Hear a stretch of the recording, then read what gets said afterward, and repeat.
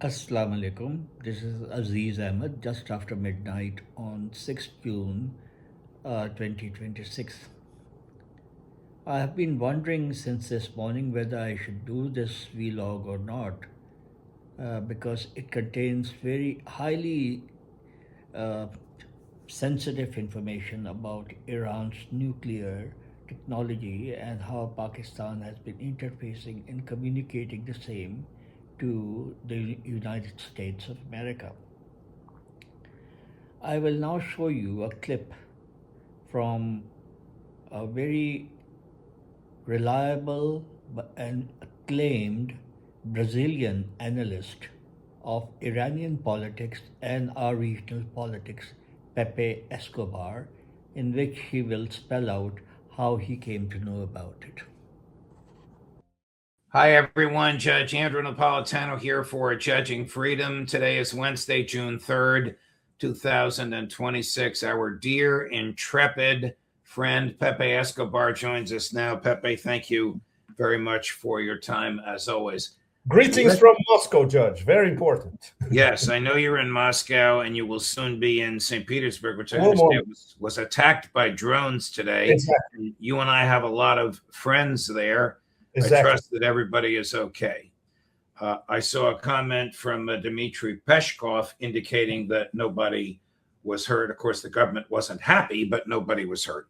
But No, let's get right to our topic. Just a second, Judge. It's important. This is in the outskirts of St. Petersburg and slightly far away from the airport. So it's not inside the city. Got it. Got it. Let's get right to the topic at hand from you and Larry. Larry is on shortly after you in about 2.5 hours Okay. from now. The two of you have opined to me and others that you have sources which have informed you that Iran has a nuclear device, a deliverable nuclear device. Is that true? What do they have? And how do you know it? Well, first of all, we revealed that, I would say, the soft launch of a new platform called PowerShift. Larry and I are involved in this project. It's about deep info, deep intel, deep analysis, and we hope that it's going to work. And of course, we would like to invite many of our mutual friends in the weeks ahead to be part of it as well. Well, the information is absolutely a surefire, Judge. And I was very skeptical from the beginning. I asked our Pakistani connection to, can you grill this guy again and again and again? And at the end, we got a definitive answer. Look, if I didn't want you to break the story, I wouldn't never have given it to you. Well, very, very important, the context. I think I sent you, Judge, the column that I published, I think, two or 3 days ago, which is more or less the background that led to what happened last week. And the most important thing that happened last week was a phone call on May 28th. That was last Thursday, between Iranian President Pezeshkian and the Pakistani Prime Minister Shehbaz Sharif. So why did this happen? Because Pakistan, as our audience knows very well, they are the sole mediator towards a possible memorandum of understanding between the US and Iran. So we had this phone call Thursday last week. And this is what our sources revealed to us. And this is the bombshell in itself. Pezeshkian to Sharif over the phone directly, he delivered a very well structured 3-step sort of ultimatum that he said to Sharif should be communicated to the White House immediately. Number one, which is something that the Iranians have been insisting on for the past few weeks. No nuclear talks, that's it, unless we go to stage number one, end of all wars. Stage number two, we start discussing Strait of Hormuz. Then we have nuclear talks. Point number two, no more prospective nuclear treaty framework. These were the words that our source from meaning nothing like the JCPOA. Exactly. Not even getting towards a JCPOA, which, considering the circumstances, the best the Trump administration can get now is a sort of diluted JCPOA. And the Iranians are saying, no, not even that. Because first you need to go to stage 1 and 2, end of all wars, and then we start discussing Hormuz. Without that, we discuss nothing. And then the number 3, which is at the heart of what we revealed on Monday. And of course, there's a lot of controversy, more than expected everywhere. Pezeshkian said, if American threats persist, we can go for the detonation of a nuclear device on Iranian soil without specifying. Is this a bomb that Iran already has? Is this a bomb that only Iran developed? Is this a bomb that they could count on Russian input to develop? Or it was delivered, ready-made, let's put it this way, by Pakistan or by North Korea? Nothing. The source did not elaborate on that. He was elaborating on what Pezeshkian actually told Sharif. So this detonation would happen, in the words of Pezeshkian, translated by our source, executed not as an act of war, but as an irreversible sovereign demonstration of capability to control escalation dominance. So my first interpretation, Judge, when I get this and I start asking questions until we got the final answer from okay, this is it. It's more than reconfirmed. Otherwise, I wouldn't even bother to give this information to you guys. If Pezeshkian was telling Sharif all of the above, this means that he was cleared by Ayatollah Mojtaba Khamenei. So this means this is a Mojtaba directive. If the Americans go over every possible red line, which is happening as we speak, there will be a demonstration. There will be no more nuclear ambiguity, and they will have an undeniable demonstration. And obviously, we can imagine the consequences for the global non-proliferation system, what's going to be, right? So this is it. So it's extremely nuanced and very, very important, Judge. And I'm breaking this to you now, ahead of everybody else. I am waiting for a response, whatever that is, from somebody very, very close to Mojtaba Khamenei. This was organized via our friends of the Cradle. I am the lead international columnist, whatever, for the Cradle in Beirut. So I sent them my article, my new article, which is already written, containing everything that I explained to you a few minutes ago. So this is getting to in front of this guy who is very, very close to the supreme leader, and we are waiting for a response.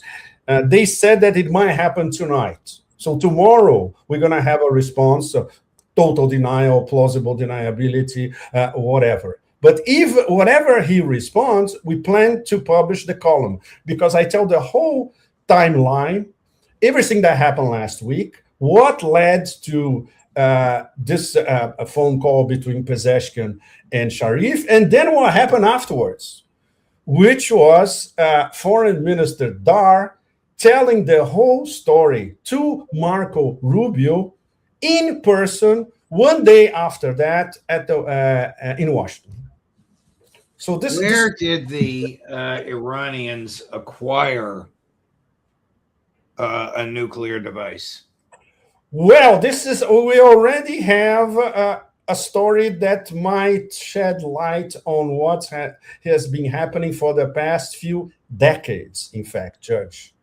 And of course, with Pakistani help. We would like to tell the story next week, Larry and myself, once again. We're going to have to go through this intelligence carefully, get confirmation, and then we can reveal next week. But well, do you have a gut feeling or an instinct? Did they develop it on their own, or did someone sell it or bring it to them? In which case, there's a limited number of sources. all scenarios are possible, Judge. First of all, because this is so sensitive that nobody will ever confirm anything on the record about what really took place. So this is the first time that we have perhaps a direct indirect confirmation via the president of Iran in a phone call with the prime minister of Pakistan that they are able to detonate a nuclear device without specifics, of course. And of course, I'm not expecting this gentleman very close to leader Moshtaba Khamenei to spill the beans about it. Right. So there's going to be a lot of guesswork. Okay, how did they obtain that? Was that indigenous scientific prowess by Iranian physicists and engineers? Quite possible, because they are extremely capable, number one. Number two, did they have outside help? There are three major candidates for that: Russia, Pakistan, and North Korea. North Korea is a very, very good candidate. In my previous travels to Tehran in the 2010s, I was always bumping into North Korean delegations. Very, very interesting. But they would never talk to us because they don't talk to foreigners. They were always huddled in their group, but they would never talk to anybody. So there were high-level North Korean delegations in Tehran all the time. So this might have involved a nuclear cooperation as well.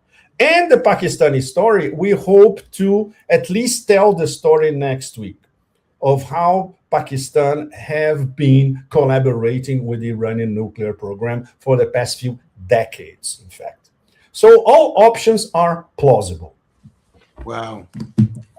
Do the CIA, MI6, and Mossad know what you have just revealed to us? They obviously know it because you're saying it in public, but did they know about this beforehand? We would have to ask them, and obviously there'll be plausible deniability everywhere. But in the story that we plan to talk about next week, Larry, there is a Mossad component and there is an Indian component as well. The RAW, Indian Intel Apparatus. They were aware that was very close nuclear collaboration between Pakistan and Iran. And Mossad also knew. Mossad had to know. Yeah. Does Russian intel, does Chinese intel know about this? I can't. It's too early to tell, Judge. Russia, maybe I'll have a. Now a clip by a ex-CIA analyst, Larry Johnson, collaborating the same information and giving his viewpoint on it. What's your thoughts on this? Trump believes that they now have a nuclear weapon and are prepared to demonstrate it, which will humiliate him. So this is the result of Pepe Escobar and I were presented with information last, a week ago today. And it was from a Pakistani source. We had enough description. We had an intermediary that was in direct contact with this source. But from the description, we had a confidence that the individual providing this information was not just some nobody. This would be somebody like a Colonel Wilkerson reporting on what was going on with Colin Powell, sort of with that kind of access.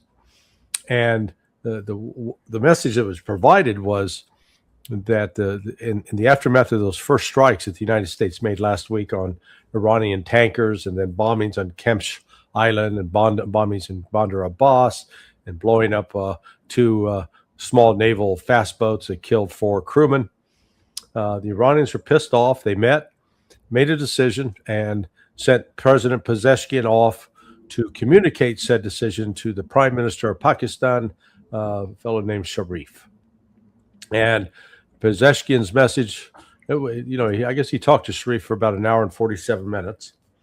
And I have subsequently learned or confirmed that conversation took place over a non-secure line. In other words, an open line, one that could be listened into.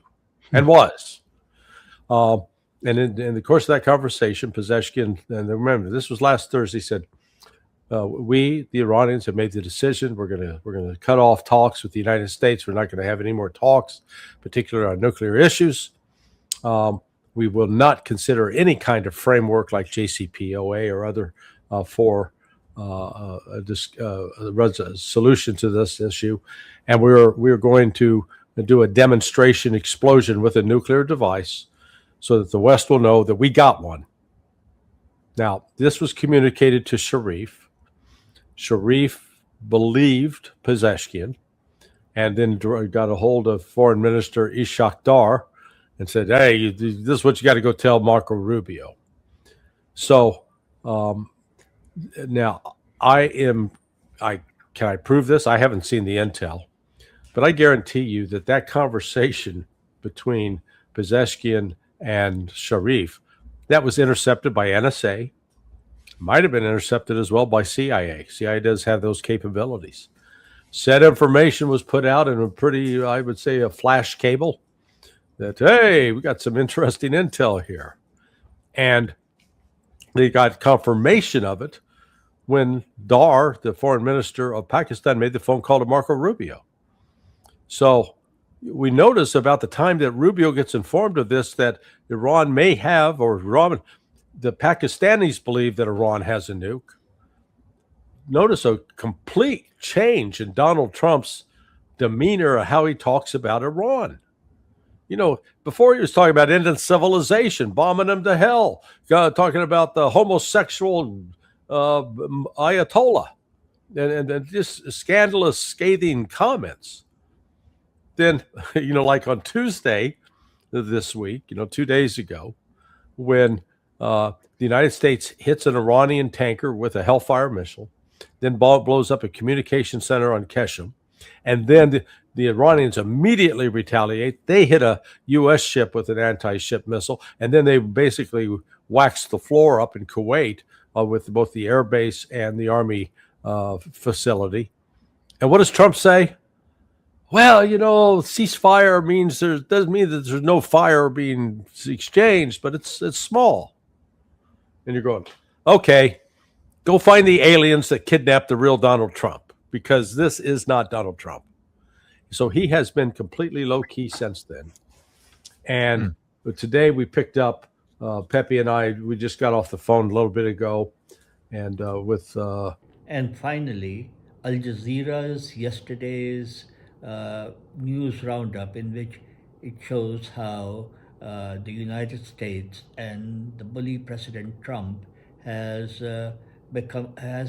quietened down after getting this information, and instead of the threatening posture he had, now he is adopting a posture of being a peacemaker again. Israel-Lebanon ceasefire. Here's what you need to know about the past 24 hours. We're going to win one way or the other. We're going to win on paper, or we're going to win military. As has been the case for several Fridays now, Trump is suggesting an agreement with Iran could be finalized on the weekend. But it no longer seems like the US president is in any kind of hurry, including to recover Iran's stockpile of enriched uranium, which the US believes is still buried in an underground nuclear facility. You'd have to be there for 2 weeks. You'd need massive equipment. You'd have to airlift the equipment in. You're in a war zone. And there was a time at the very beginning when we thought about doing that. I don't think they could stop us if we wanted, but there's no reason to. It's entombed. You use a good word. It's entombed. Trump has also raised eyebrows for his openness to meeting Iran's new supreme leader. The initial US-Israeli strikes on February 28th are believed to have seriously injured Mojtaba Khamenei in the same attack that killed his father, former supreme leader Ali Khamenei, as well as his wife and young daughter. If I did meet, I'd be honored to meet him. I'd like to see if we make a deal. But if we make a deal, it's possible that I would meet him. I'd be okay with it. Did that happen here in the U.S.? White Oh, House, I don't know, Peter. I haven't really heard